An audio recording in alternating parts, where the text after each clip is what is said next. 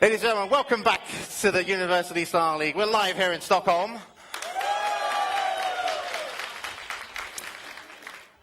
That's going to be final cut. We're good.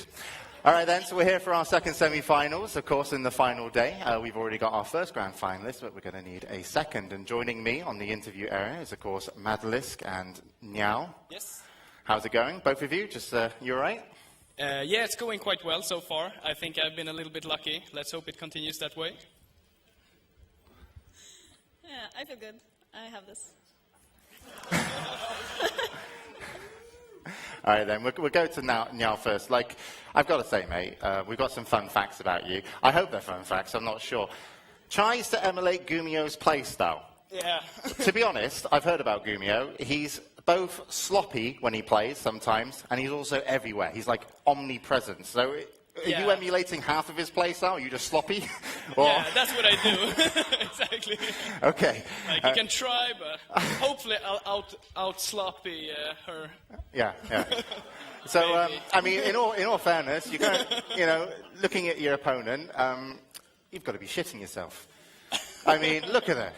I mean, no offense, it's like a woman's wrath knows no bounds. I mean, yeah, I know so you've been on the couch talking before, it was all smiley, mind games. Yeah, definitely mind games. But she was saying that she always goes for pool first, and, well, I don't know what to say about that. Yeah, well, I mean, you know, she said she was a bit ill, but I don't believe that. Mind games. Giving you some inside tricks of how this is going to work. But you're feeling good overall. Are you happy to be in the semi-finals? I'm very happy to be in the semi-finals, and it feels better once you get like inside the booth, back to the gear, you know. Out here it's way more nervous than in there. Too many people out here. Yeah. I mean, it's better to game in a small room with no one around. Natural environment. Okay, so... the storyline for you has been, I've heard that you've had a rocky start to some of your matches, but you've been coming back and taking the wins. I mean, how do you feel about the consistency of your play style here? The consistency of my play style being like almost losing and then coming back, I feel very good about that, actually. Hopefully that's what's going to happen against MaddeLisk also. Yeah, well, that's been working out great so far. So best of luck to you. We'll talk to MaddeLisk. You can have a round of applause for NjaL for a great interview.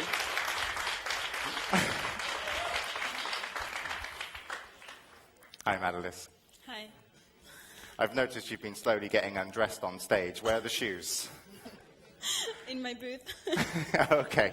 Is that just a thing? You play in socks, or is this a comfy thing? I don't know. I never play with shoes on at home. There's not some sort of obsession with feet there, where you're collecting a lot of money off the internet. Because if we look at your fun facts, has streamed once with camera aimed at her feet. Who's paying for that? Well, I just got tired of everyone wanting me to put the cam up, so okay. I just choose to put it on my feet. Well, I hope you got the PayPal money I sent over. It was fantastic. How are you feeling today, MaddeLisk? Yeah, now it's okay, but after the first match of the day, I was feeling terrible, so hopefully it will be okay. You woke up a little bit late as well, so you're ready as a game? Your mind's in it? Yeah. Yeah, and you said, I believe it was yesterday, that you had some tactics versus Terran that you haven't showed yet. Yeah, I will save them for the finals. You don't even need them now. I think we're ready. Are you guys good to go? You want to see this? All right, then. Thank you, MaddeLisk. Thank you, NjaL. I'll send you over to the lovely lady who will collect your maps. I don't know if that's just what she's doing or maybe your phone numbers. And we'll get it started. So best of luck to both of them. So this is the map pick for the second semi-finals, and I believe that MaddeLisk is going first. What do you think she'll do? I have no flaming idea. You have no flaming idea. New Planet S is being cut out of this best of 5, and I think that unfortunately we're going to... Oh, Akelon Flats being cut out. So this leaves Belshire Beach, Ohana, Daybreak, and Entombed Valley. All of them very balanced maps. I wouldn't expect to see Ohana yet, but Daybreak as a first pick for MaddeLisk, that's a good start for her. It's a very balanced map. We've seen a lot of play of on this map throughout many tournaments. And so a lot of strategies available to her. Yeah, and NjaL picking Cloud Kingdom, being an excellent turn map for siege tank lines, and MaddeLisk picking Ohana. I don't really know if I agree with that. Ohana being a very good map for Terran to just macro up onto 3 bases. And I believe I have a guest to introduce here. Who are you? Hello, everybody. My name is Semler, and I'm here from the Good Studio. As I'm sure you guys are all catching on, we're kind of here. This is, of course, Stockholm University. It's not too far from home, so It is not. thought we'd pop on by. And I believe that we are getting into the game without me. Well, So we are going to have to restart, unfortunately. And, I mean, what do you think of the map picks? We had Daybreak as our first map, and being a Zerg versus Terran map, it makes for a lot of interesting playstyles. I mean, there are three main just like venues in the middle that you can control really easy if you have the watchtowers, but I haven't actually seen MaddeLisk taking so much map control as of late. Well, that's interesting to hear, seeing as how she's usually had a very standard, bread and butter kind of play. Her play style has always revolved around very standard, solid builds, and she likes to build off of that and go from there. What we can expect from her here, however, is that I've heard that she's being very aggressive throughout this tournament. Yeah. And so we can expect, some very, especially with Daybreak as a first pick, she wants to catch her breath, catch a moment to be able to get a measure of her opponent and then go from there. And Daybreak is a great map to do that on because you have, easy access to the third base. So if she wants to decide for a fast third, she's going to be able to get into it, as well as a lot of aggressive options open to her. Yeah, and I totally agree with that, but I haven't actually seen any Zerg versus, or Terran versus Zerg from NjaL, actually, and I actually don't know how he is going to play in this. And, I mean, he is an excellent Terran player, as we've seen. He has turned around and gotten a lot of wins just based on his playstyle. And, I mean, I'm really impressed with his tournament as of late. So, I mean, what can we expect? I can expect anything. He's done some amazing comebacks in his early tournament here, slaying out, I believe it was a Proxy Panda in the early rounds, and it was such an amazing... what was it? It was a Terran versus Protoss, I believe. And it was just an amazing way to start off the tournament. Absolutely, and the thing is, he has made it to his semifinal match as a Terran to boot. So, a lot of the Terran fans out there are going to be pretty happy about this. They had a TvT in the first semifinal, and now we get a TvZ. Now, you guys know that Zerg are a very strong race right now. They are very good, and so we can expect to see some pretty interesting plays out of MaddeLisk. But now the ball kind of falls in NjaL's court. What is exactly his battle plan going into this sort of situation, seeing as how it is a best of 5? So you have 3 maps to win, which means we can see a great variety of games across all of those maps. You can be very aggressive, you can be very passive. Everything is kind of open to him as far as how he wants to take this game, especially up against such a strong player as MaddeLisk. Yeah, I mean, this is a best of 5. We can't make that more clear. The players have a lot of opportunities here to just choose a number of strategies. And, I mean, from NjaL's perspective, I wouldn't be afraid to mix in some, like, Clunk Banshee or heavy Hellion run-bys. I mean, it is a best of 5. You have a lot of opportunities here. And, I mean, I'm prepared for it. Let's go. Let's see if having a good time in the chat. Players are ready. And... we should be going into, let's see, we do have the correct map chosen. The players are ready, and we will begin the countdown any moment here as soon as IWBC decides to pull his fingers out of his Actually, ass, it was and yes, my he finger has. that was meant to be shoes. Yes, and guys, just to make it perfectly clear that this second semifinal is actually going to be obsed by IWBC. Yeah, I mean, is living in the Good Studio right now. Unfortunately, but I mean, he's a stat-up guy. He took the last beer, unfortunately, but I mean...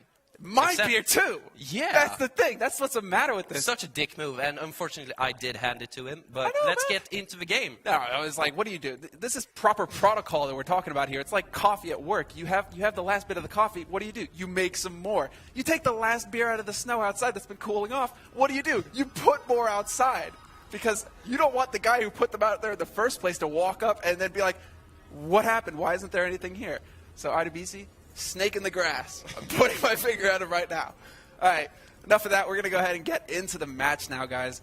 And this is, of course, what everybody's come here for. So to start things off, starting in the top right of our WCS Daybreak map, it is our Terran player in the red trunks. It is going to be NjaL.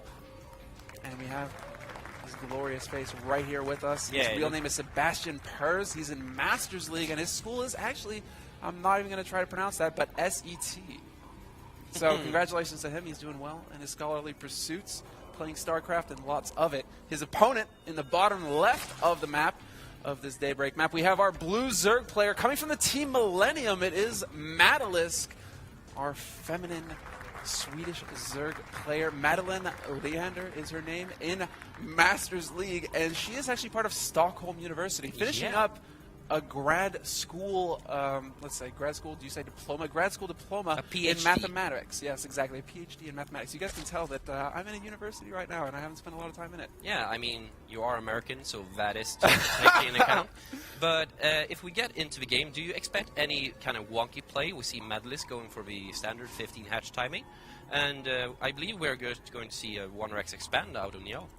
Yeah, but I expect to see some pretty standard play as far as that's concerned. This is, after all, we were saying in the beginning of this matchup that this is kind of their first map, so they get to kind of test each other out, test the waters, you know? You're not going to just jump into it, although that is an available strategy to them. They could be aggressive right out the gate and try and take their opponent unawares, but I believe to start things off, they're going to kind of stick to their guns, stick to the tried and true and what they're used to, and just go from there. Yeah, MaddeLisk just getting into NjaL's main, checking the gases to see if there's anything out of place. And I believe she's just going to be extremely sure and take a look at that CC first.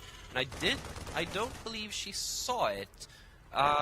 Yes, she did, actually. Yeah, she saw it. But there was also the SCV coming down, and that's kind of the indicator that she's looking for, really. Yeah, and this is just something that she has to confirm before she goes into the macro game.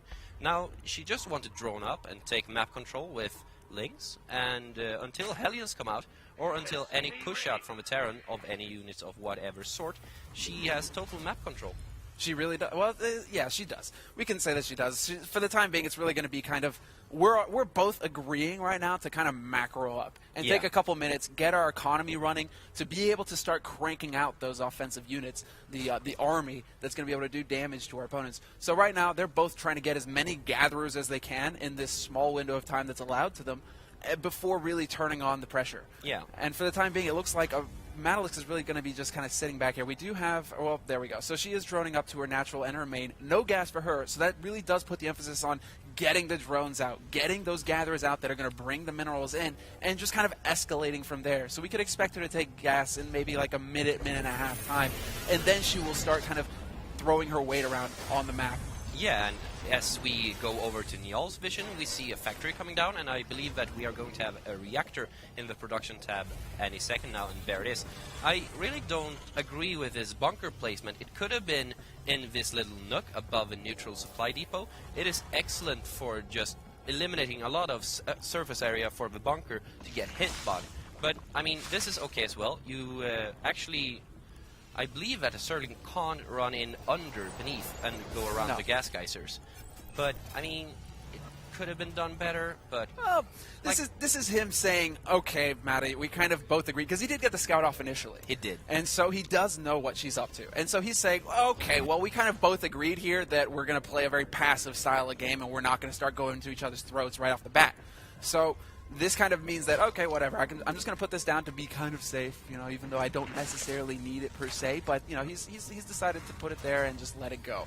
For the time being, actually, we do have a bit of the development as far as tech is concerned, what these guys are actually deciding to come out the gates with, and we do have a kind of 1-1-1 going on here, which is kind of standard for Terran.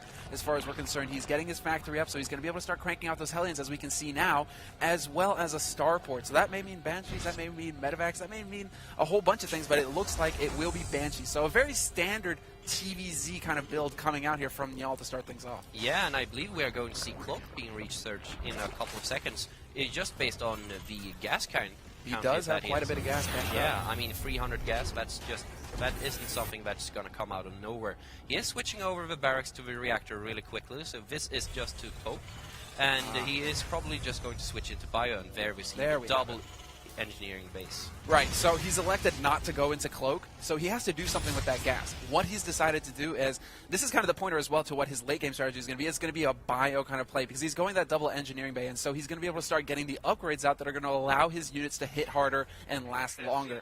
And so that's where his gas is going to go. It's not just going to be sitting there going to waste. Yeah, it is something that we've seen a lot from Terros recently, just kind of macroing up on 2 bases and try to hit a big 2-2 timing. And that is something that is really strong. We see players like Startail Bomber do that very often. And I am a little bit unsure about what is going on right now. We have a Banshee right now coming in and going to poke at the third, and he is going to scout the hatchery coming down.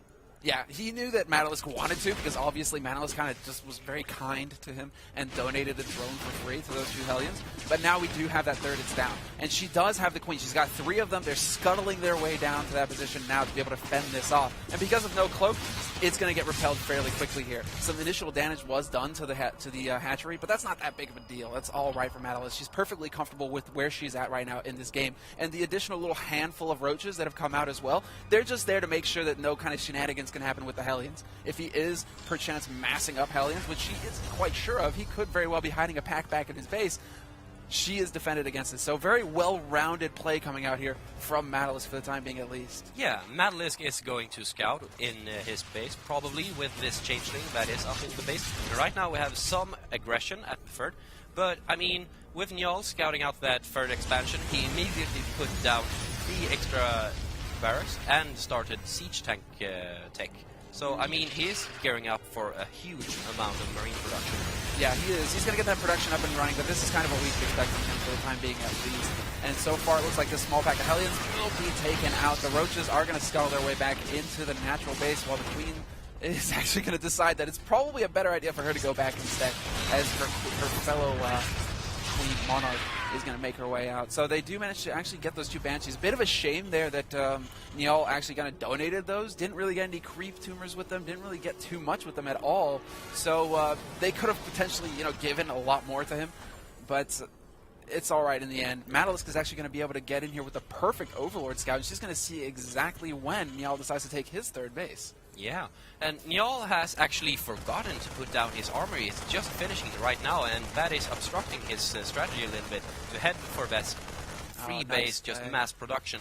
And during all of this, MaddeLisk has been taking up into Infestors, and her 2-2 is actually under halfway done. Yeah, and MaddeLisk, cheeky bugger, she actually manages to get some Overlord creep down on that third base as well. Just a little bit. Gonna deny it just for a couple more extra seconds, but every little bit matters in this kind of game. As far as StarCraft is concerned, it's all about inches, not miles. And so far, both of these guys are fairly, both of these guys, the gal and the guy are both pretty similar right now, although MaddeLisk has definitely decided it's time to start cranking out those units, as we do see Infestors and Lings kind of streaming down. Yeah, and upon scouting that third, she immediately doubled Expo. She wants to do this as early as possible, just to get those gas geyser.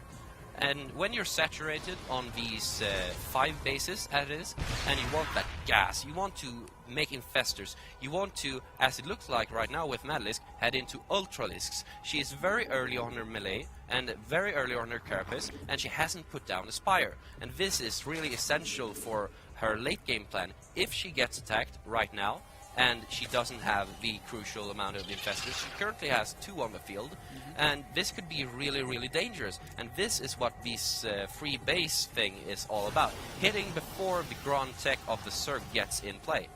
Yeah, and so far, I mean, it looks like NjaL is actually kind of making that call as well as far as Ultras are concerned, because he has started cranking out some Marauders as well. And, had she been going the Broodlord tech, he would have been wanting to make that investment in Vikings and get the anti-air out that would allow him to hammer down those Broodlords and really disrupt that late-game MaddeLisk plan that she had going. It seems like he's going to actually make her call, and whether that's blind or not doesn't really matter. He is actually bringing out the Marauders now, so he will be prepared when the big attack comes. However, MaddeLisk, she's now actually getting that gas. I was looking at that gas. I was wondering, she's sitting on 1,000 gas. What is she going to do with it? And she finally does decide to put those 6 Infestors out. So we do have 6 Infestors in production, as well as the Spire. So it's going to be a bit of the 1-2 punch coming out here, whether she decides to go for the Ultras, as we've been saying, or just go straight for Broodlords. She is actually putting down a Spire as of now, and I don't agree with this. I mean, she is wasting a lot of time with this Spire. The Spire is going to take an age to complete, and I'm not quite sure what made her to make that call. And right now we have NjaL pushing down into the middle and is going to threaten this fourth base. Well, we have the engagement coming in here now. A bit of a surround coming out, but it's not going to be enough. A lot of just Lings going in, but no Infestors with the Fungals, and no Banelings either. Even Infestors dying. It looks like the harassment actually put out by MaddeLisk on the natural. Splash damage in that engagement for MaddeLisk. She actually doesn't have Baneling Nest, and that is just now coming down, and she only has 4 Infestors, I believe. And if we take a look at that UniSL, she has 6 Infestors, and a few of them has energy, and I believe she actually managed to kill this push with a lot of Lings. She did. She did manage to kill it, but it could have been done much earlier had she actually had what she needed. Although, there we go. A nice Fungal goes down on the Marines and Marauders there. They will be cleaned up, and so she is able to actually repel this aggressive push coming out from NjaL. The question is now, however, is she going to be able to actually inflict any damage into the infrastructure or anything like that? It looks like she is going to take a poke up the ramp. She will find some units here, and more units being stimmed out as well. But for the time being, at least, will NjaL be able to hang on? The Infestors are there with the energy. They do get the Fungal off as well. A lot of damage coming out here from MaddeLisk, and now it's all up to NjaL. Can he actually hold this off without suffering too much? And remember, MaddeLisk is not all in behind this. Behind this, she has Grove. Behind this, she is getting the greater Spires. Her 3-3 is soon to be finished, and this is just all gearing up for a massive push with Infestor, Broodlord, and Zerglings. And I am scared for NjaL right now. What is he going to do? His supply has plummeted over the last 30 seconds. It has, but MaddeLisk's supply is actually kind of matching it, so it's not like the overwhelming, crushing army that's going to stream in. As you were saying, she's making an investment in the long term here. She wasn't aiming for that kill punch that she potentially could have had, but, you know, not overstepping her bounds. She decides to take it back, send the army that she had in at the time. It's only Lings, after all, with a handful of roaches, and get rid of those, do what damage she could, and now start gearing up, because the Greater Spire is about to finish. The Corruptors are out as well, and then she will be able to start getting into that really late-game tech. And I think this is the reason why she decided to go for those Broodlords, is that she saw the Marauder production. The pre-production of Marauders is kind of like, well, I could go Ultras, but he's already starting Marauders. If I can actually hit a pretty good Broodlord timing, he's not going to have anything to stop this, and she's actually looking pretty good for the time being, at least. That is true. She is producing 5 Broodlords as of now, and she is taking the gases on her 5th base finally, and this is just looking up to be annihilating. Oh, about to lose some Infestors there, burrowing, really smart. And, I mean, she has to be really, really good with her Infestor control archetype. She doesn't want to lose it to some Marauders. If she is to lose them, it is a big battle. Yeah, but she's perfectly fine now. He's going to see these Broodlords and go, oh, shit. And now NjaL is really up. He's got to make the call now. What the hell does he do now? Can he actually get in here? Because the Broodlords are out a little bit. They are dangerously far forward, and we see no Viking production right now. No Vikings, yeah. And, I mean, this could be really dangerous if he has no answer to this. And he is stepping forward, but way too late. Yeah, there's and too much just here. Pulling back to the 4th base. Yeah, we now have a maxed out MaddeLisk versus a 137 supply Terran, and this is just going to be brutal. She's going to be able to run all over this. The Broodlords are going to push forward, and the 4th base, unless he manages to get us a miraculous number of Vikings out, and he hasn't. There we go. So he started it, as I said that. He has started to produce the Vikings, but 2 at a time. It's going to take ages before he gets a force out that can actually deal with these Broodlords. MaddeLisk is actually going to get in with her Zergling army right now, and this is just going to be able to make her... And NjaL is actually stimming beneath the Broodlords, and this could be dangerous, but there are so many Broodlords right now, and NjaL just lifting and getting away. Yeah, he's going to get out, and that's really like the only thing he can do at this point is save what he can and try and give ground. But the time is running out, as Paul would say. The ticking time bomb is ticking. The ticking bomb is ticking. He's going to be on the ropes right now because the Broodlords is just going to come knocking in. The Broodwings as well, and this should be GG any minute now. Yeah, I mean, MaddeLisk just showing what macro is worth in this game, and her Corruptors that were made after she started attacking bad planetary, they're just annihilating the Viking force of NjaL, and I believe this is the end of game number 1. Yep. And here we have it, GG, called by NjaL. MaddeLisk takes map 1 in this best-of-5 series in the second semi-final here, as the crowd goes wild. Look at all those Swedes out there, students, working people. Hello, everybody. What's up? Thank you all for tuning in. Thank you all for coming. You're all badasses. Yeah, I mean, that was an excellent game number 1, just displaying how the two players were feeling each other out and just getting to know each other. And I believe that MaddeLisk is really comfortable going into game number 2. Oh, yeah, she's got to be feeling great after that. She played a very standard game, kind of took a risk, as we were saying. She was going for the Ultras, and then she decided to delay that for the Broodlord tech. So there was a little bit of a moment where a lot of damage could have been done. But as we said earlier, I think we were talking earlier, when we were talking about she gets up to that 3-base economy, and then she double expands. Yeah. She lost the 1/4 base, but she still had the other up and running. And it's really all about those extra gases. Yeah. If she gets the extra gases, and she can hold on to that, that's not a problem. She's all right with that. Fortunately, as a Zerg player, you're just able to put down hatches whenever you want. And this is just, I mean, it's 300 minerals. I mean, 300 minerals isn't that much. It's 12 Marines, it's a couple of Lings, it's a 3 Zealots. I mean, it isn't much minerals, so being able to just put them down and get that extra gas income really early, it shows a world of difference. And it did this game. I mean, her Broodlord production was really excellent, and, I mean, y'all had no Vikings to counter them. That was a bit of a shame as far as the Viking production was concerned, because he really did kind of make that all-in move. It's like, I'm going Marauders because she's going Ultralisks, and that's what Zerg do. They go Ultras, and then they go into Broodlords now. That's kind of what they do. And so I'm making Marauders now because she's going to be making Ultralisks, and then he shows up, and she's like, well, about that. I've got a bunch of Broodlords here. They just want to say hello. And he just didn't have an answer to it. So hopefully we'll see now, because the second map of this year is Cloud Kingdom. Yeah, and speaking of saying hello, I believe that we have Apollo and Too Good in the area where we have our lovely crowd. And, I mean, just go and say hello. They are persons, they are people, and, I mean, they're here, so just do it. They are standing somewhere, and I hope that they are very visible. And let's get into game number 2. Hunt them down. They're there, people. They're there. So definitely take your chance. Make comments about James's hair, and say, hey, Apollo, have you lost some weight? And James, he'll feel great about James, that. you don't look like a hobo this time. What happened? Yeah. Well, I don't know. We don't want to go too far with that. He does look like a hobo after all. So, getting into the second map of this series here, second semifinal of the match. We have in the top right corner, spawning here. He's down a map in the series. He lost the first one going into this. It is our Red Terran, our Swede, NjaL. And there we have them, Mr. Sebastian. I mean, he is under a lot of pressure. I mean, if I were to expect an 11-11 in this series, I would expect it on this map. It's an excellent map. It has a lot of areas where you can just hide the barracks. That's very true. As in, like, on the 4th of the Zerg player. It is an excellent area where the Zerg normally doesn't scout if the first Overlord doesn't go over and directly to the Terran's natural. Well, and, I mean, we see a barracks right now, and it's between the natural and the third of NjaL. Yeah, and so we'll find out if actually MaddeLisk is going to scout around. I would be surprised if she doesn't send the drone out, but here we have it. The drone, it is going to be scouting, but so far, our Zerg player, she's one up in the series. It is, of course, Millennium's MaddeLisk, and we'll find out how she does. Thank you very much for that. There she is in all her glory, and she's looking good. She's looking like she can take this no problem at all. Very focused, like a fine blade, Japanese blade, whatever.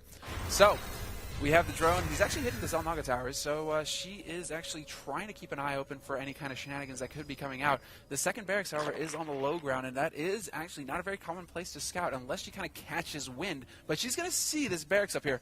It is going to be slightly delayed. She should be thinking, oh, that's a little bit late there. But we'll see what she decides to do about this. If the drone is actually going to, make its way down and try and catch more information, or if it's going to get out scot-free. That's a little bit of a shame. How do you raise that depot? The Overlord that she has over NjaL's third did actually miss that barracks by just a smidgen. But, I mean, if she doesn't see the timing of the barracks on the high ground, she's just going to think, well, everything looks fine. Everything looks standard. And that SCV scout is really wonky. Well, yeah, there she goes. She sees it because she saw with her drone, she saw that SCV following it out. She's like, wait a second, why in blazes would you be sending an SCV out this late into the match? You want him mining minerals. Oh, and she's pulling every single worker that she has. She's leaving 2 in the main base, but this is just going to deny the bunker, and that is all what it's about when you do this kind of a rush. If the bunker gets up, you're basically dead. Yeah, that's exactly right. And she, the thing is that her natural is up as well. So she's pulling the drones down, and that's not too much of a problem. She can put them to mining straight away. The important part is, as you just said, she has to make sure that that bunker does not survive. And she has to make sure that the Marines don't get to inflict too much damage. She did lose a few workers so far, but the Lings are out now, and 3 workers But the Lings are out now, and they will be able to repel any kind of follow-up pressure. She even went so far as to make a spine crawler, so really covering every kind of strategy involved in repelling this kind of 2-racks pressure. MaddeLisk is on top of her game. Yeah, she's really covering every single base that she has, and with NjaL actually just cranking out those Marines, I believe that spine is really going to pay for itself. At first I was a little bit not agreeing with it, because it is 150 minerals that you are putting into that spine, and it is really early in the game, but with this Marine follow-up that NjaL is going to do, it's really worth it. It is worth its weight in gold by this second. Yeah, it's definitely, well, it's going to be there because it's static defense, so that's a weight off of her mind. She doesn't necessarily have to worry about her front door too much, because Queens and a spine crawler is pretty much going to deny a whole bunch of things that Terran can throw at you early on. So far, Queen production is continuing, and she did manage to get the scout, and she saw the gas timing, thank you very much, out of BC, and so she kind of has a general idea of what NjaL is up to after this. Now the real question is going to be, when does he decide to be aggressive? When does he decide to actually make something happen for himself? As he does cheekily raise his barracks there, he is actually going to be able to potentially get rid of that Overlord, and that is actually a bigger blow than it seems to be, because you don't want to be throwing Overlords away early on in a match like this. No. Oh, just barely gets away. What? Wow, 2 HP. That is a lucky Overlord. Oh, and he actually lands the barracks. I believe that he could have reached it if he wanted to, but, I mean, perhaps he just favors Marine production this early. And I don't know, as you said, don't want to lose an Overlord this early. It is a huge investment. And here we have a couple of Marines trying to poke into the natural of MaddeLisk, but scouting out of that spine really made them not want to be there. Yeah, that's the thing. The spine crawler, as you said, is actually going to deny a lot of early game pressure. The Hellions that may follow, the Marines that come up, that spine crawler is really just going to be a big pain in the ass for NjaL, and he's not going to be able to really do anything about this. So what he's going to do is actually just use these Marines to gain control of the map in some way, shape, or form, which is get control of the Xel'Naga towers and try and get as much map vision as possible. So far he's got his opponent's front door. We have a pack of Lings sitting on the other one, but the follow-up Marines that are coming out, oh, MaddeLisk is sad. Oh, she lost the Overlord. You should feel horrible, NjaL. You don't do that to women. But, whatever, we got the Lings. They do spot these Marines, the follow-up Marines, and now the question is, what is MaddeLisk going to do to address this? Is she going to start just cranking out Lings? And that's exactly what we see her do. She's going to start getting out those aggressive units, because if a push were to come, she needs to have enough here to deal with it. She is producing another spine, which is, as you said, static defense. And, I mean, in this moment of time, it is really important to just make sure you have your defense up so you can have your macro untouched. And she is producing roaches as well, which is really important. They are so tanky against Marines that do not have stim, that do not have combat shield, and I mean, this is an excellent choice. Just pursuing her higher tech now that it is still the early game. Yeah, she should be perfectly fine against this, and NjaL is going to be a very sad person indeed when he walks up and sees the kind of defense that MaddeLisk has in place. He's actually very smartly trying to keep his Marines just barely out of range of that spine crawler and try and take some pot shots at the Roach Warren. But for the time being, at least, the thing is that he's invested so much in these Marines that he's kind of caught in this position now where he's like, well, I really do need to do some damage with these guys. I've made this massive investment. This could have been SCVs. This could have been a third command center. This could have been a whole variety of things. And they're kind of not doing anything for me right now. Oh, and MaddeLisk is doing something brilliant behind this. She is laying down the Baneling nest. And if she wants, she can just go ahead and try to do a Roach Baneling bust and expand behind it. It is really, really efficient if you get the good Baneling hits. But I'm not sure. With the front that Terran has, it is really strong. But upon adjusting that wall off at his natural, I would almost recommend the Roach Baneling all in. Yeah, well, I mean, she does have that call to make, and that's going to be coming up pretty soon here, as she hasn't stopped really the drone production. She has been continuously cranking those out. She does have the upgrades on the way as well, and we'll see so far as it would appear her, she's up to 56 drones now, so she's got a really healthy margin this is exactly where she wants to be. Now is the kind of thing where now is the time for her to start throwing her weight around on the map. Does she want to get aggressive or does she want to take this third? She's setting up for it now. And the good thing, though, is that NjaL actually spotted this, so he does know, okay, well, she's taking her third now. So that does give him a little bit more information than he had a minute ago. Yeah, so NjaL should be just very comfortable with just lifting off this command center and dropping it directly on his third as he is doing right now. And I believe that this could have been a stim and +1 timing push, but with the move that MaddeLisk just made, I believe that he is just going to macro up on 3 bases.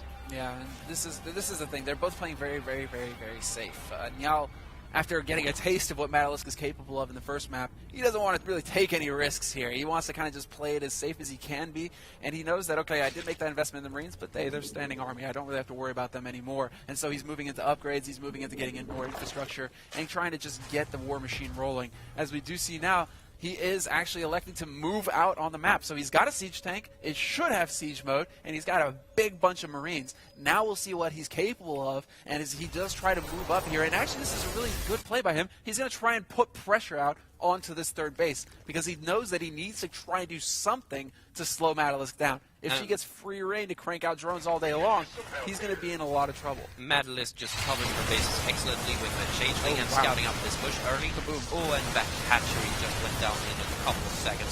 And I believe that she requires some banelings to defend this, but there are almost no units on the field. It's just 12 banelings, but it is in the flank that is going to intercept the siege tank.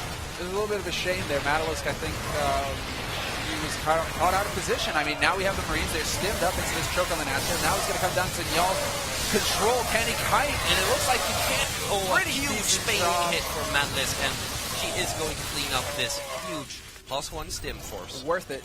Yeah. NjaL is very happy with this exchange. As we can see by the income tab there, he is floating at 2,300. He's got his 3 bases up. They're fully saturated. Handing away Marines, which is just minerals, he's going to have more than he needs of. He's got 3 mules now. He can do whatever the hell he wants. Yeah, killing the third base of MaddeLisk just put him way ahead in this game.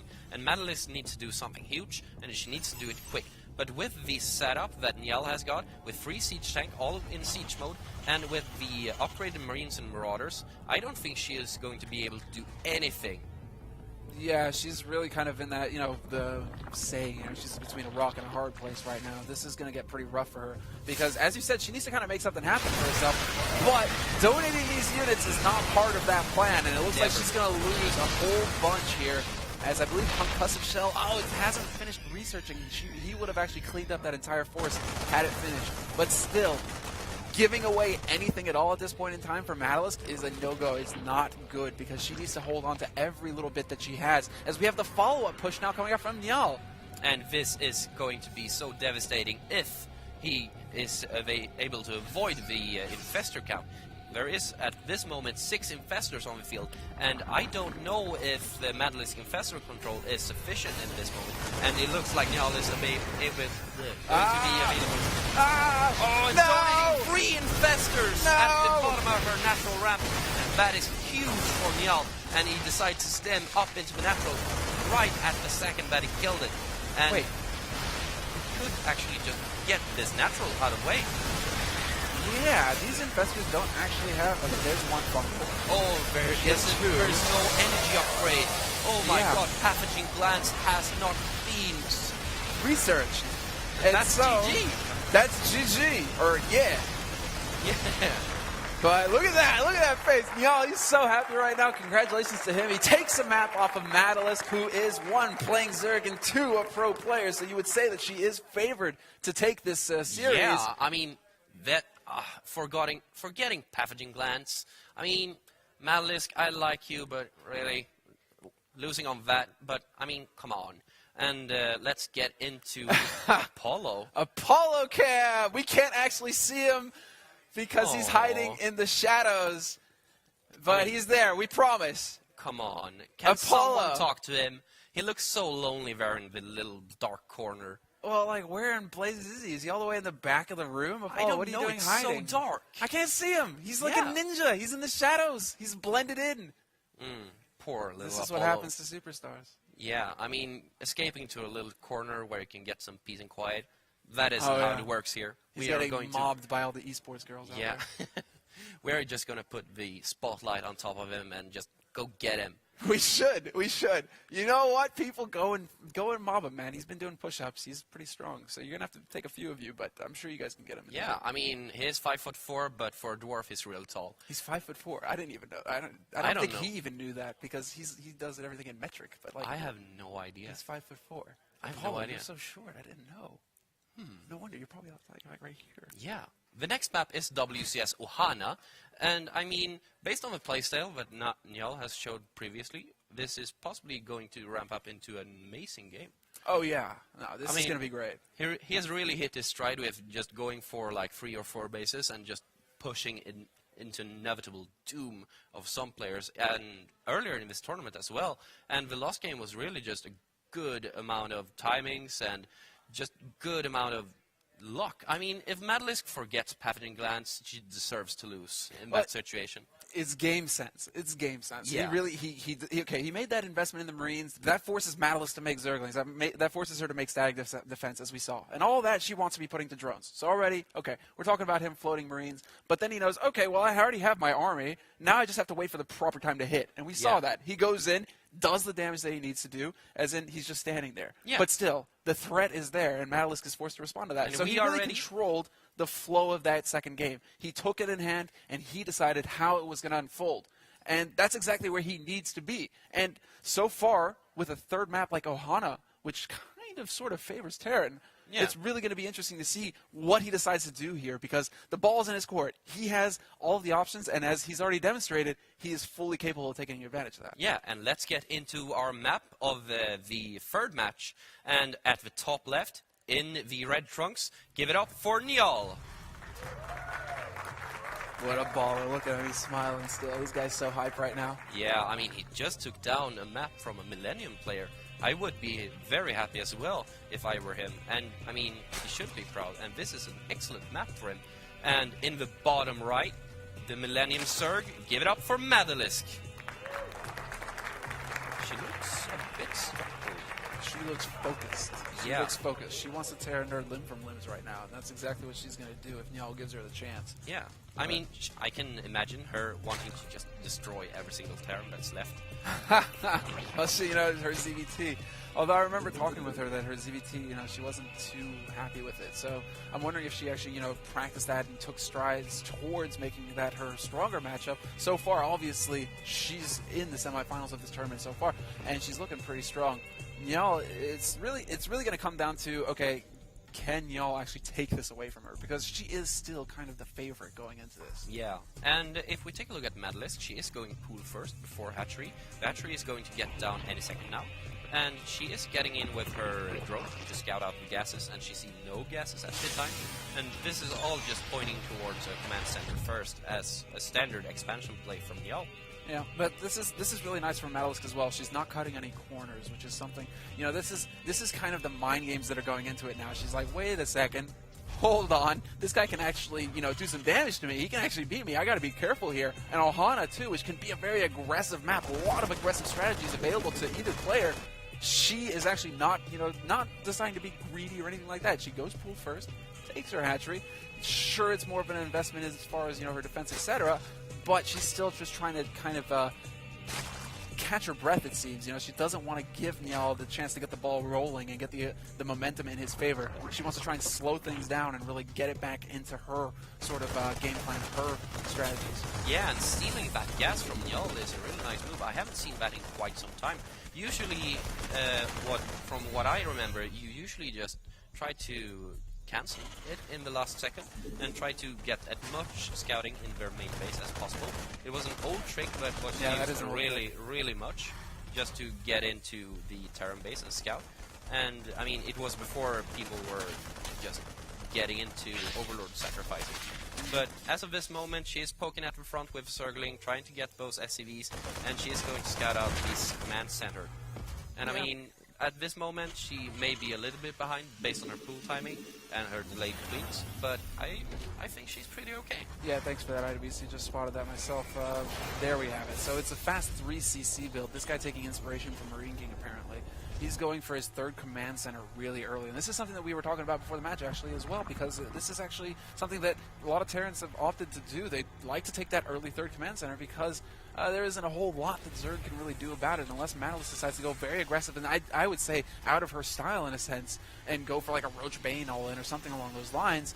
He's going to be fairly comfortable with this. He's going to be fairly safe, and actually, with the 3CCs, his production is going to skyrocket. So now we see him, despite the fact that his gas was delayed slightly, he's going to start getting into more of a normal flow of game for himself. And once again, it kind of falls to MaddeLisk to kind of call the shots here, as we see her already going up to Lair. No third for her. And we do have the 2 gases as well, so going straight up to Lair.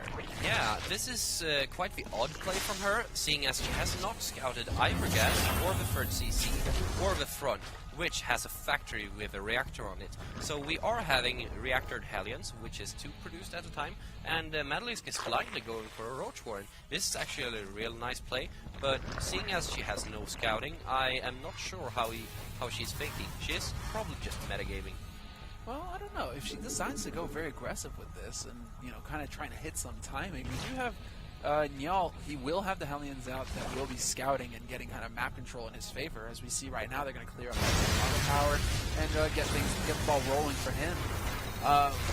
MaddeLisk is going to have some options open to her, but we do have, okay, so it's melee and carapace. She's getting into upgrades herself.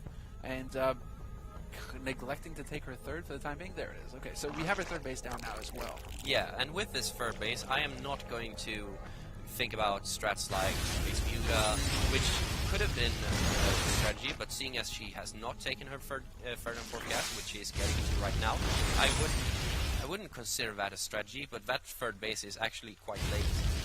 Yeah, it is. Oh, and MaddeLisk using that Lair tech to her advantage, spreading creep across NjaL's third base. This is a really nice move, but not many Zergs are doing that. It's so effective in delaying their tech and their macro. Yeah, this is what we were talking about earlier. You know, StarCraft is a game of inches, not miles, and every little bit that you can do to delay your opponent is a small victory in and of itself. And so her putting that creep down on that third base, we were talking about how NjaL, he's got his third command center. He's going to be wanting to get that third base fairly soon here. Well, that's going to be delayed that much longer because of what MaddeLisk has just done. But here is an excellent scout for MaddeLisk. She manages to get this little morphling in and see all of her opponent's infrastructure, see exactly what he's doing. So we were talking about her not having scouting information earlier on in the match, kind of playing in the dark. She just got a full, beautiful painted picture gift-wrapped from NjaL. Yeah, and I really want MaddeLisk to do something with these roaches. Currently, she is defending with the roaches from these Hellions, and she's doing it brilliantly, but she isn't using them to her advantage. And behind this, she is getting the infestation pit, and hopefully she'll get the pathogen glands this time. Oh, you cheeky dog. Yeah, we hope that she does get the pathogen glands. Those usually go hand in hand with infestors, and fungals are cool beans too. So hopefully we'll see that, but for the time being at least, this game is kind of gearing up towards the very late, as these guys are just kind of powering away, trying to get those upgrades up. As we can see MaddeLisk starting her 2-2, getting the melee and carapace underway. And they're really just kind of aiming to get those big, massive armies out, as I would expect MaddeLisk herself to start aiming for a fourth base anytime now. Yeah, and based on what you said earlier about this game being a game actually, of hold on. He still hasn't taken his third base. What? It is transferring workers right now, but the transfer is really late. Yeah. And as you stated before, I mean, being a game of inches, not kilometers or whatever. Okay, fine, kilometers. We're in Europe after all. We'll stick to kilometers. But we could say Swedish miles, too. No. Oh, okay, fine. If we take a look at the natural gas control, we actually only have 2 in one of them, so that is going to hurt his medevac production later on. That's a bit of a shame. And yeah, I mean, these are little mistakes that end up to do big things later. Yeah. I mean, on some maps, like Entombed Valley, you need more workers in the gas geysers. Actually, in some, if you want to be really effective, you should use 4. So, I mean, this game is reading not... Team Liquid. Yeah, and I mean, you have to be extremely efficient. and you have to be extremely aware of all these things, because all of them just ramp up to so many things. If MaddeLisk would have had 2 in her gas geyser, that hurts her infestors count. Yeah, no, this is absolutely right. This is something that you kind of pick up on as well. It's a bit of a feel, but it's also through repetition. You kind of know that, hey, I should have enough gas for this right now, or I should have a certain amount of gas going into this, blah, blah, blah. But, you know, getting those 2, or having the 2 SCVs on the gas, he should figure that out eventually, unless he's just so nerve-wracking that he's not going to pick up on the fact that he is a little gas-starved for where he should be in this match. Yeah. Regardless, we do have MaddeLisk. She has actually made that massive round of applause, and she will be gearing up to be maxing out now. Oh, and this is nice. He's taking that part of the play, and I mean, this is just securing map control in her corner, and if she continuously spread creep, she's going to have every single engagement in her corner. And being on creep, and being with banelings, and speedlings and roaches, because roaches are pretty slow without their glider reconstitution. So you want that creep, you want that extra speed, and you want it everywhere. It also grants you vision, which is extremely important to scout out a siege tank line or anything.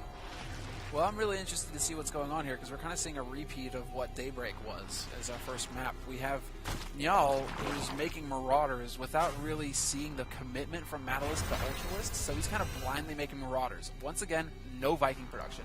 What we have from MaddeLisk, however, is the Spire. It just finished, and we should see that going into a greater Spire any moment now.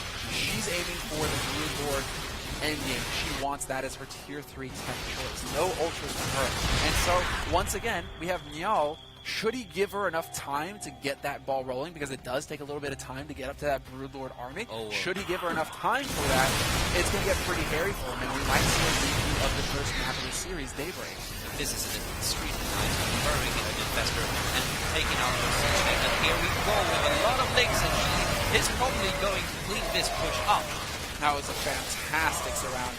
Great placement from MaddeLisk. She completely annihilates that army from NjaL with just a tri-pronged attack from all sides.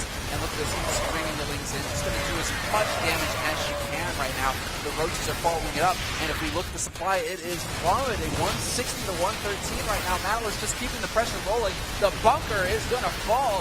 And now the front door is open, and she is not letting up. This is not Daybreak. She is continuing to apply that pressure and really go for a killing stroke here.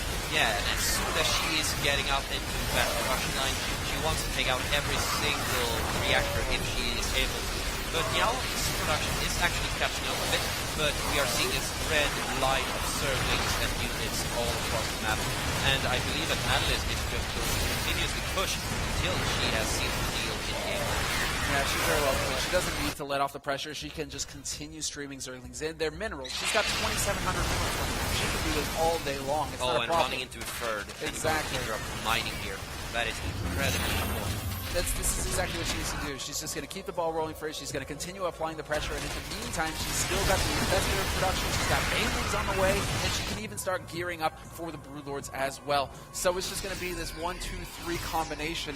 And NjaL is really up against the ropes. He's got no Vikings, so when the Broodlords do make it out onto the field, he's not going to have anything to say about that. And so he's relying on these Marauders, these Marines, and these siege tanks who are going to be effective against the ground army that she has. But that third tier of tech that she's going to be rolling out with in just a minute's time is going to be devastating. Normally, I would have been really mad at MaddeLisk for getting Bailing speed. Should never have MaddeLisk. I am sometimes. But, I mean, with the siege tank count being as low as 2, there really isn't that much to kill. And she's mannered, she just burrowed every single Bailing, and this is just spelling out a disaster. But the supply count is actually very close. Yeah, a little bit of a slacking off here. We have those lings that are burrowed at the third. They could have been used, and they're still just kind of chilling out there, taking a little break, taking a breather, making sure that, hey, guys, I had a rough week. I'm just going to take a little bit of time off. It's Sunday after all. And there we go. They finally decide, hey, it's Monday. Let's get back to work. And NjaL is actually pushing into MaddeLisk's fourth, and he is possibly going to get this. But, amazing fungals and the reinforcement of new servings. And this is huge for MaddeLisk, just allowing her to maintain her macro from this fourth hatchery. Yeah, no, she saved the hatchery, and that's the most important part. She doesn't really care about the army. It's nothing but lings. They do have 3-3, and they are hitting like tanks. Or they're hitting like trucks, I guess, because Terran has tanks. But still, so long as she kept that fourth base alive, she's perfectly happy with this, because as we see in the production tab, she has 8 Corruptors on the way.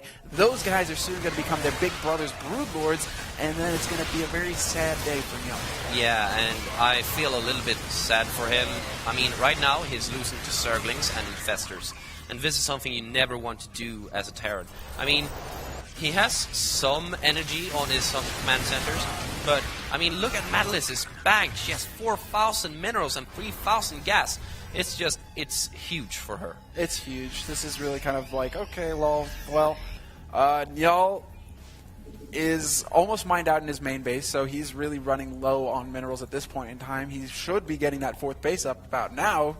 You know, if things were ideal and it was Fairyland, you know, he would be sitting on that fourth base, but that's not the case. He's almost out of minerals at his main, and his natural and his third are the only ones he's getting any money from. But the real important part is that MaddeLisk has remaxed again. She's almost at 200 supply, and guess who's joined the party?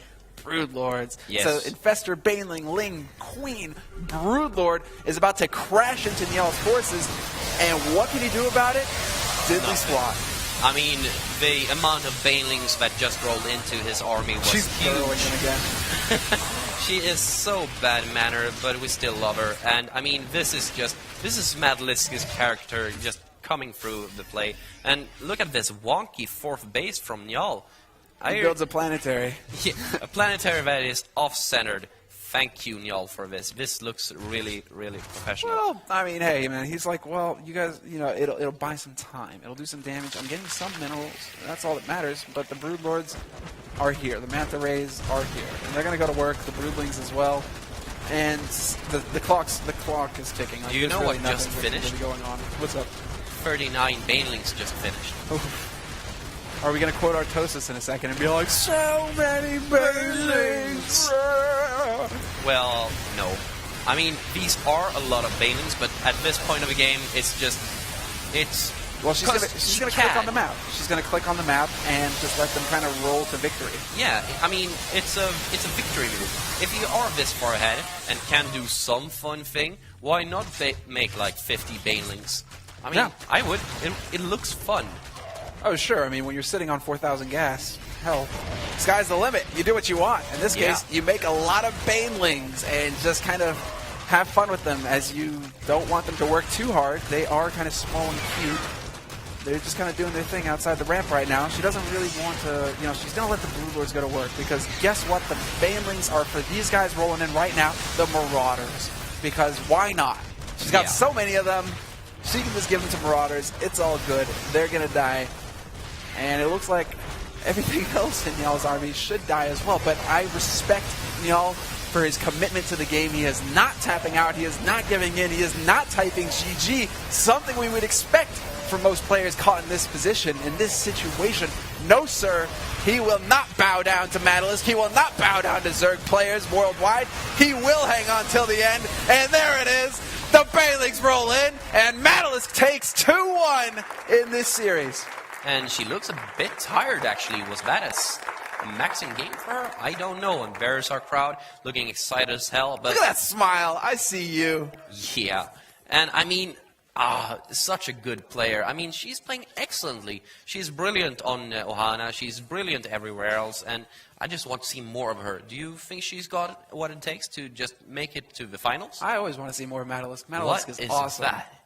What? I can't see it. Where are the lights? Production! I love Zerglings. He is probably one of the few that does, but I mean, there are the cuter ones. Have you seen the Carbot animations? The Carbot, yeah, of course. Yeah, I mean, those Zerglings, they're so good. cute. But now everybody started making little plushies of them, and I want one so bad to put on my desk. I want a little Zergling plushie. They're so cute. Yeah, I mean, having them like on your desk and like, have a friend that comes over and like, oh, what's that? I mean, Well, I would think it would actually be a very therapeutic thing, you know, for Terran and Protoss players out there. They get a little plushy Zergling, and it's like a stress ball, you know. You're squishing that stress ball because you're stressed out because Banelings devour Marines, and, you know, the game is Imba, and Zerg's Imba, and everything sucks, fuck StarCraft, it's horrible. And then you're just squeezing that thing. But yeah, exactly. No, if you have a plushy Zergling, you can do a QXE impression and just slam it repeatedly and let the stress out in a good way. Yeah, and I mean, if that's therapeutical, I mean... Hey, just ask QXE, man. Hey, on top of everything else, fancy that. QXE, it's all good. You can pound a QPad keyboard, and it still works. If that isn't a product endorsement, I don't know what is. QPad rock. A pro player can beat his fist into a QPad keyboard. It doesn't even matter. It will still continue to work. That is the power of mechanical keyboards for you. And of course, the persons that are also supplying a lot of our other gear is Komplett.se, and thank you very much for all of these computers, all of the screens, and all of the gear. We are so happy to be sponsored by you guys. And thank you very much to Good Studio. Thank you to you, Semler, for being here. For what? For what? What do we do? Well, we just showed up and had a good time and drank all your beer. Like, it's, you know, it's just a good time. That is true, but at the same time, it's really underappreciated how much people work. And having you here and just have fun and being on camera, it makes such a huge fuss for us.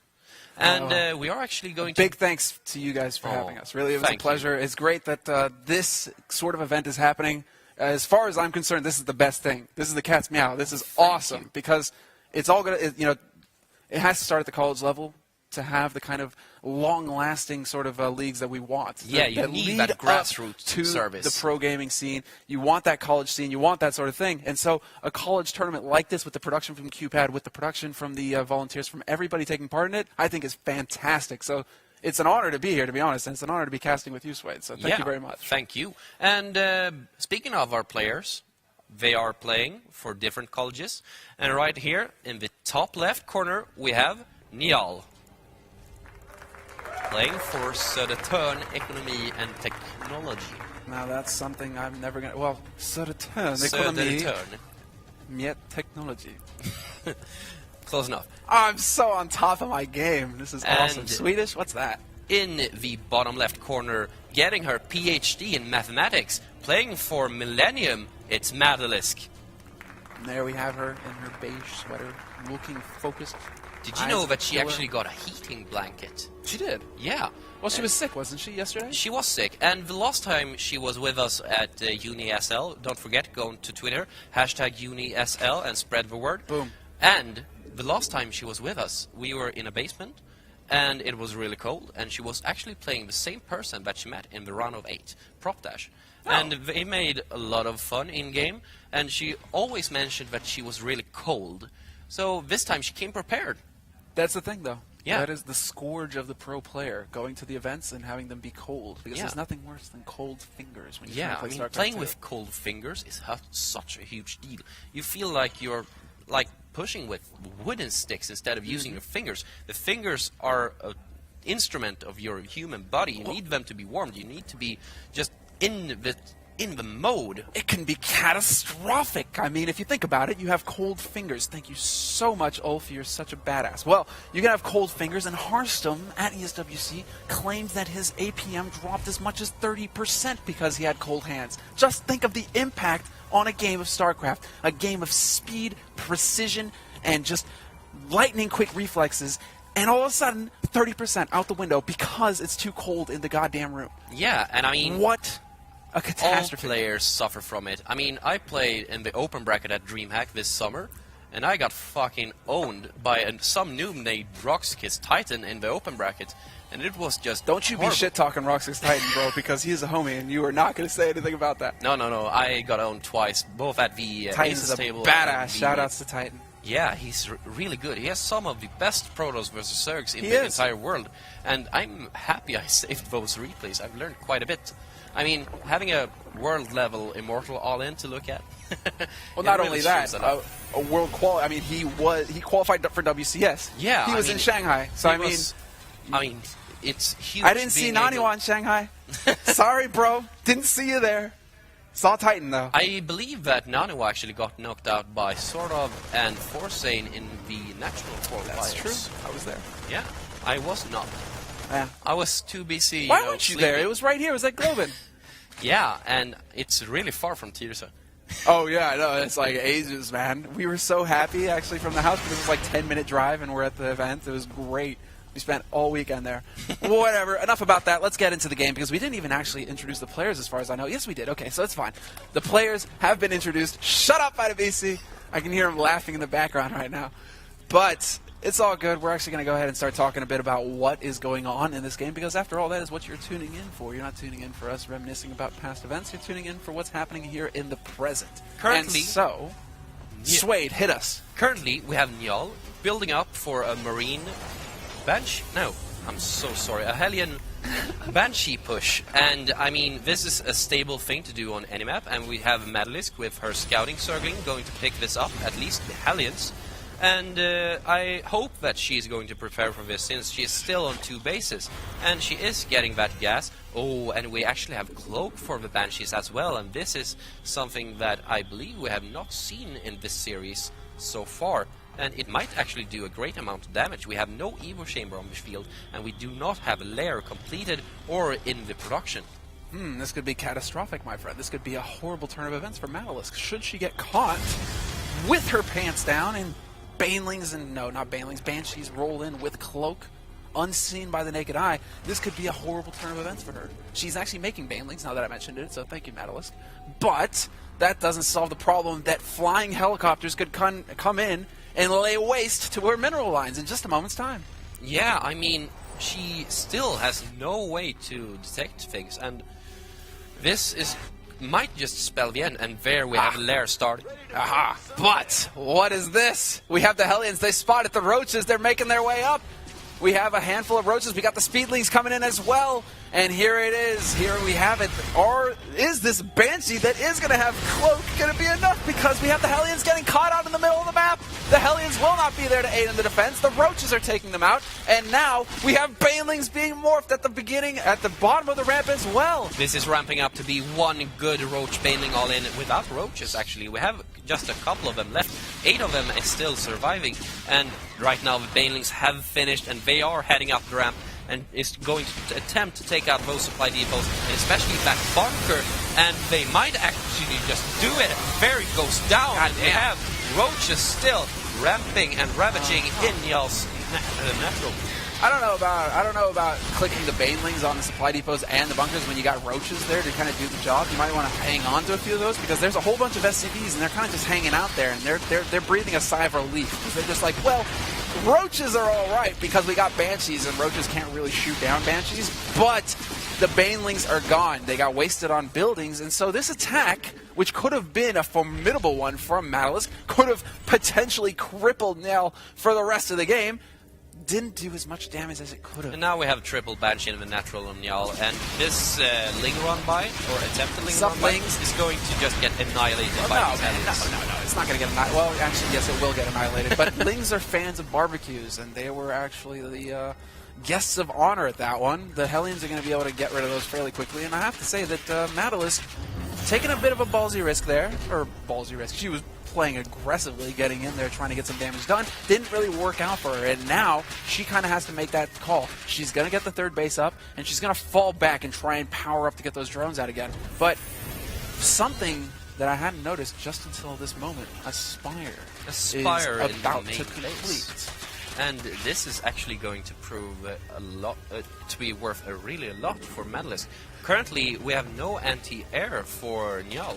Yes, and Apollo could tell us all about how this feels when you have UniSLs flying into your main base and laying waste to your production. Apollo is actually going to be able to tell us all about it, because I'm sure that NjaL is going to have something to say about it himself. They can go sit in the corner and drink beers together and cry on each other's shoulders in just a moment's time, as MaddeLisk is now got 10 mutas about to pop out. They are going to be here on the natural base, and we shall see if they're going to be able to actually make their way up to the main. It looks like they kind of want to hang out around here. Do you know what NjaL actually doesn't have? An engineering bay. So this is going to look like... Well, he's got Thors, but we saw how good those were for Apollo. We'll see if they're good for him. I believe we are going to watch NjaL get Semlered. No way. Is that actually a word now? Oh, that's amazing. Yeah, so he is about to get semlered right now, ladies and gentlemen. The Mutas are in the base. They're on the natural. They're attacking supply depots because that's what they do, I guess. It's a cool thing. I don't know why. Kill the SCVs! Okay. Oh, and we have a siege tank, but this is just going to get killed by those Mutas. And as soon as we get Lings into the main base, those fours are just going to melt so quickly. No way! He's actually doing an Apollo impression right now. Oh, Thors are alive, though, and the SCVs are actually there to repair them, so MaddeLisk will be forced out. However, the damage has been done. A handful of SCVs down, the Mutas reign supreme, and NjaL is in a world of trouble right now. The Lings are going to be continuously pouring out, and he very well might still be crying on Apollo's shoulder. MaddeLisk has actually killed 23 workers, I believe. 24 workers, and this is just worth a ton in the long run. She is on free basis, although she has not saturated it, but we have 14 drones in the production tab. And, I mean, as soon as that third base gets saturated, she can just overwhelm NjaL with this Zergling and Muta. And, I mean... She's looking great. She is looking fantastic. And that is in the game as well as out of the game. Looking so strong right now, she's going to have free reign. She sees no third base for NjaL. So he's not going to have any of those mining SCVs and mules, etc. That income is going to be stunted. That gas income, more important for a player who's going mech, you want as much gas as you can get. And if you don't have it, you're in a world of hurt. And now MaddeLisk is seeing this. She's got a bit of a soft contain going on. She's like, well, okay, well, I can just like kind of let you sit up there on 2 base. That's not a problem because right now, what am I doing? I'm going to be massing up. I'm going to be powering up. She's got upgrades on the way, and she's got units. And look at that, even with the cheeky Overlord, dropping the creep. She has excellent macro behind this. She is getting the +2 carapace. She's getting the +1 melee attack and the centrifugal hooks, which is the baneling speed. And she's also getting roach speed, I believe. But she has now what is the correct English word? What is she doing? She has started up her roach production again. And I mean, I like it. Just because of taking out the Hellions really fast. And that is just going to make the effectiveness of her Zerglings so huge. And currently, actually, he just started making siege tanks and force instead of Hellions. Yeah. NjaL has been making Hellions for such a long time. Well, this is the thing. She's going to try and get in there, and it looks like she's going to get in there once and deny the third, obviously. She doesn't want him taking the third like that. But also, she needs to stop him before he hits that critical mass of Thor siege tank. Because once you get a whole bunch of Thors out there, things get a little tricky. However, with an engagement like this, already great baneling hits on the Hellions in the top. She's engaging with her Mutas. Not sure if she magic boxed it. Looks like she did, but she's got more than enough to deal with NjaL's got on the map. She doesn't need to magic box it force. She has so many roaches with speed, so the other army that's just streaming across the map is going to get her so quickly, and I believe this is going to spell the end for our dear Terran player, NjaL. Yeah, he's really on the ropes right now. He's got about, 59 supply. He is in a world of hurt. There's really not a lot that he can do because right now the roaches are there. They've killed the last siege tank, and the follow-up punch is what's really going to do all the damage here. It's going to roll in and clean house, clean everything up. And NjaL, despite the fact that I commend him for hanging on until the bitter end, hanging on all the way, it's just not going to be enough. The writing's on the wall, and that's about it. Taking the spirit of Marine King and just fighting to the very last SCV. And I mean, as we said, it is the semifinals, and we do commend him for it, but this is over. He can't do anything. He can't be effective enough to just forward this aggression from MaddeLisk. Yeah, this is it. Peekaboo, son! You are not going anywhere, and it looks like it will be a 1-3 win for MaddeLisk, who will be going to the finals here. There's just a few Hellions. They're being micro desperately, but they can't leave. They can't go anywhere, and that is it. GG. MaddeLisk takes the series 3-1, and she will be moving on to the Grand Finals of this event. An excellent series by MaddeLisk, just proving her worth and that she's not a pushover. She's getting a lot of just undeserved criticism online, but I mean, she is an excellent player and she's proving her worth right here, right now. And I mean, getting semlered, NjaL, I'm sorry, but it hurts. It does, it does. Just ask Apollo. Don't worry, we'll find them later. Yeah, and let's go directly to the stage and hear what Ina has to say about this best of 5.